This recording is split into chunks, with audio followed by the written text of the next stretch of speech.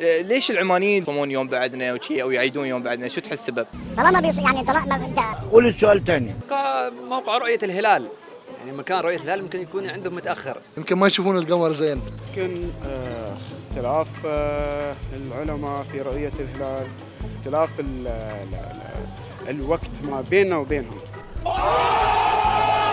اتفق يا والله، ما عندي اجابه.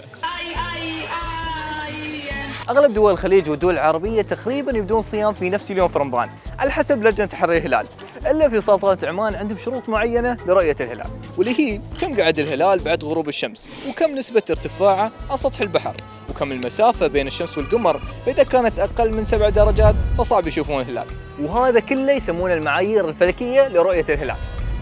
على العموم تحيه لاهلنا وحبايبنا في عمان، وبارك عليكم الشهر. نستودعكم الله. السلام عليكم ورحمة الله وبركاته.